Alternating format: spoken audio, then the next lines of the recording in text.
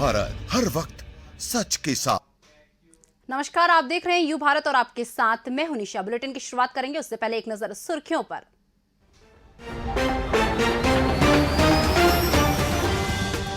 Washington पहुंचे मोदी का अमेरिकी भारतीयों में जमकर क्रेज, छुट्टी लेकर पहुंच रहे हैं मिलने।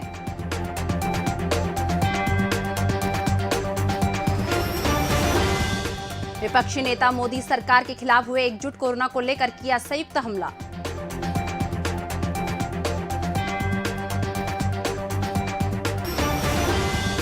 पिज्जा बेचने वाली डोमिनोज कंपनी पर जुर्माना, उपभोक्ता को देने पड़ेंगे 4,000 रुपये।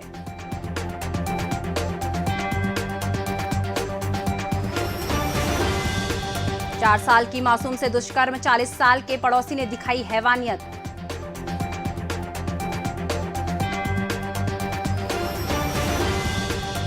बस्तर में तूफानी बारिश की आशंका, तेज आंधी से हो सकता है नुकसान।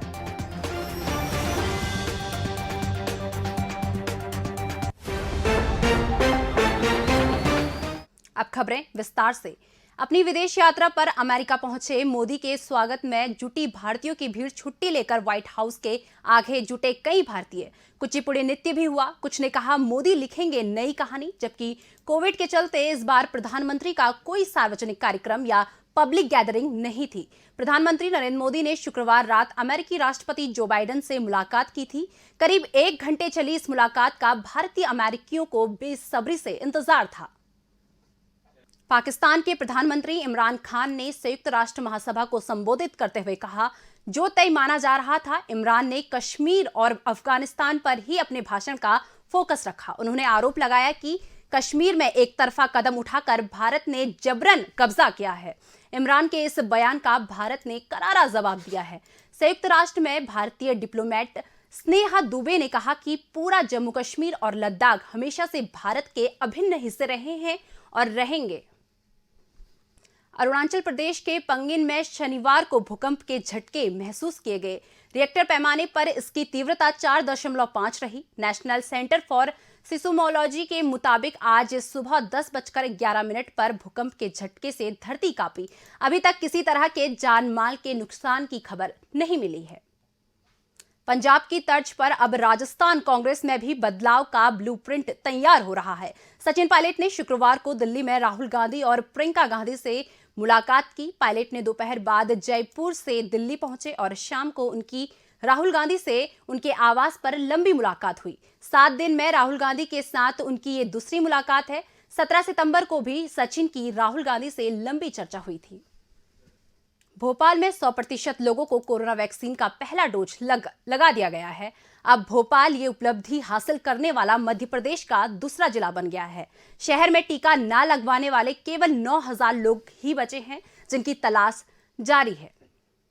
शिक्षा मंत्री विश्वास सारंग ने दावा किया कि भोपाल में 19,47,000 लोगों को कोरोना वैक्सीन की पहली डोज लगा दी गई है। इससे भोपाल अब इंदौर के बाद 100% आबादी का पहला डोज लगाने वाला प्रदेश का दूसरा जिला है। हालांकि भोपाल की लिस्ट में 9,000 लोग अभी भी लापता है। मुख्यमंत्री के मुताबिक ऐसे लोग दूसरी जगहों पर चले गए हैं। यही वजह है कि ऐसे लोगों को वैक्सीनेशन की सूची से बाहर करते हुए बाकी आबादी को वैक्सीन लगाई गई है। भोपाल में लगभग 19,40,000 लोगों को हमने वैक्सीन का पहला डोज लगाया है और जो उपस्थित और हमारे हितग्राही हैं जो कि यहाँ निवास करते हैं वो 100% वैक्सीनेट हो गए हैं। ये एक बड़ा अचीवमेंट है और भोपाल अब सेकेंड डोज भी हमने लगभग 9,51,000 लोगों को लगा दिया है। सेकेंड डोज भी हम तेजी से अब लगा रहे हैं। फिलहाल वक्त चुका एक छोटे से ब्रेक का। ब्रेक के बाद फौरन हाजिर होते हैं।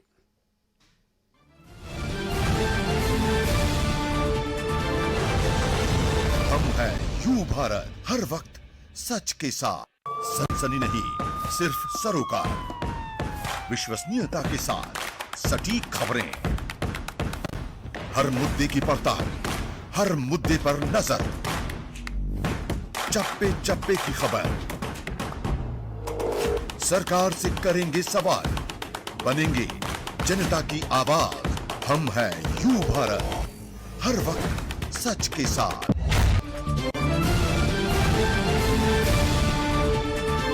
मैं बहुत हर्षित और प्रसन्नचित हूँ ये जानकर कि यू भारत के नाम से एक नया मीडिया का मंच हम सब के लिए उपलब्ध है और जिस प्रकार की टीम, जिस प्रकार का मंच निर्मित हुआ है, मैं आश्वस्त हूँ और विश्वस्त हूँ, दोनों शब्दों का प्रयोग कर रहा हूँ कि ये मंच मीडिया के उन तमाम सारे सरोकारों को पूरा करेगा, उन तमाम मानदंडों और मापदंडों पर खरा उतरेगा जो किसी भी आदर्श मीडिया संस्थान से हम देखते हैं। मैं भारतीय जनता पार्टी पक्ष की ओर से और अपनी ओर से बहुत बहुत शुभकामनाएं देता हूं और आशा करता हूं कि जिस प्रकार की आवश्यकता लोकतंत्र के चौथे स्तंभ से आज के दौर में है, क्योंकि वर्तमान दौर एक बदला हुआ दौर है, देश, दुनिया, ज्ञान, विज्ञान सब प्रकार की चीज़ें बदली हैं, तो बदली हुई परिस्थितियों के दौर से सामंजस्य बिठाएगा और जनहित के मुद्दों पर, चाहे वो भारतीय जनता पार्टी हो या अन्य कोई राजनीतिक दल हो, हमको सजग भी करेगा, सतर्क भी करेगा और जागरूक भी रखेगा।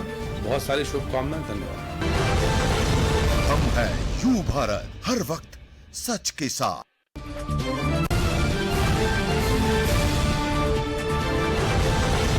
हम हैं यू भारत, हर वक्त सच के साथ। ब्रेक के बाद एक बार फिर से आपका स्वागत है। रुक करते हैं अन्य खबरों का। डोमिनोज नामक बहुराष्ट्रीय पिज्जा कंपनी को ग्राहक से थैली के लिए 12 रुपये वसूलने की एवज में उसे 4000 रुपये देने पड़ेंगे। खंडवा में उपभोक्ता फोरम ने एक मुकदमे की सुनवाई के दौरान ये आदेश दिए। कंपनी के प्रबंधक को 206 के पिज्जा के साथ दिए गए कैरी बैग के अतिरिक्त 12 रुपए ग्राहक से वसूलना महंगा पड़ गया। ग्राहक ने उपभोक्ता फोरम के मानसिक आर्थिक त्रास के लिए पिज्जा कंपनी के प्रबंधक के खिलाफ केस कर दिया। फोरम ने कंपनी प्रबंधक को सेवा में कमी का दोषी बताते हुए ग्राहक के पक्ष में फैसला सुनाया। फोरम ने कंपनी को ग्राहक से 4012 रुपए लौटाने का निर्देश दिया है और कंपनी को भविष्य में खाद्य सामग्री क्रय के दौरान निःशुल्क थैली उपभोक्ता को उपलब्ध कराने का आदेश भी दिया है। मुझे अपने पिज्ज़ा चाहिए था। पिज्ज़ा लेने के लिए मैं डोमिनोज पिज्ज़ा कंपनी जो अपने खंडवा में स्थित है वहाँ पर मैं गया। वहाँ पर मेरे पास अपने कुछ कैरी बैग वगैरह के लिए कुछ साधन नहीं था, तो उनसे मैंने कैरी बैग की मांग की। उन्होंने अतिरिक्त चार्ज 12 रुपये मुझसे मांगा। उनका मैंने विरोध किया, उनको कहा कि भाई ये शॉपिंग का हिस्सा है और आप अतिरिक्त चार्ज इससे ले नहीं सकते, तो उन्होंने माना नहीं और मुझसे 12 रुपये अलग से वसूल किए। ये खंडवा में डोमिनोज पिज़्ज़ा कंपनी है, इंटरनेशनल कंपनी है। यहाँ पर उसकी शाखा थी हमारे लॉ के स्टूडेंट थे कमरुद जमा, वो वहाँ पर पिज़्ज़ा लेने के लिए गए थे और उन्होंने पिज़्ज़ा खरीदा। इनके पास कैरी बैग वगैरह नहीं थी, तो उन्होंने कहा कि भैया मुझे कैरी बैग दे दो, तो उन्होंने कैरी बैग दी तो सही, किंतु उसकी कीमत इनसे अलग से 12 रुपये ली। ये एक जागरूक नागरिक थे और एक अधिवक्ता बनने वाले थे। ग्वालियर में 4 साल की मासूम के साथ पड़ोस में रहने वाले मजदूर ने दुष्कर्म की वारदात कर डाली।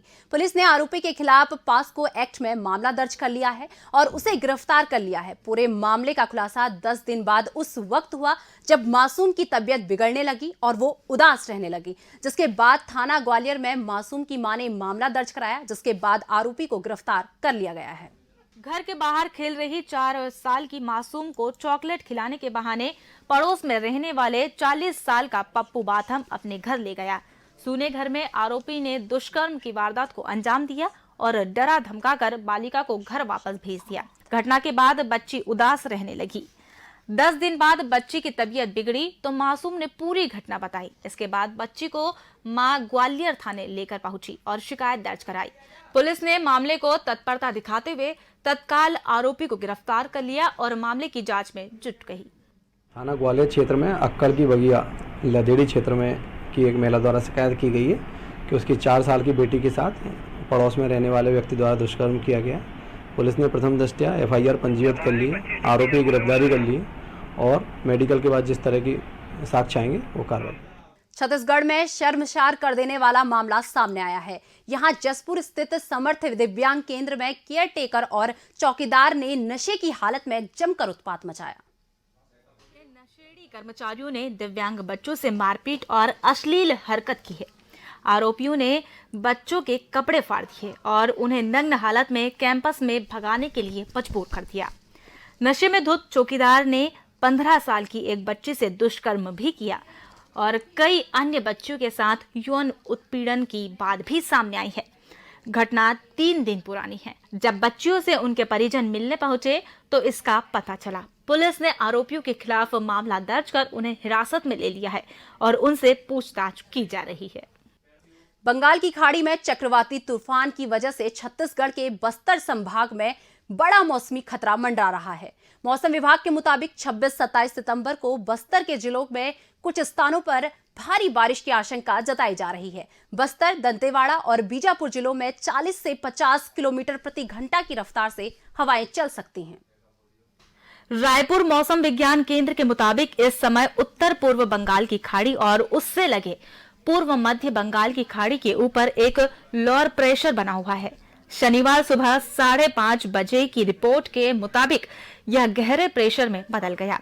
अगले 12 घंटे में इसके और प्रबल होने की एक चक्रवाती तूफान में बदलने की संभावना बन रही है। यह चक्रवाती तूफान कलिंगपट्टनम के पास 26 सितंबर को पहुंचने की संभावना है। इससे बस्तर संभाग में कुछ स्थानों पर भारी से अति भारी बारिश और 1-2 स्थानों पर चरम भारी वर्षा की भी संभावना है।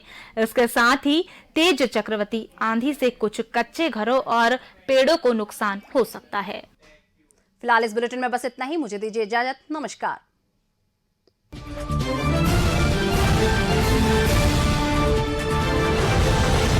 हम हैं यू भारत, हर वक्त सच के साथ।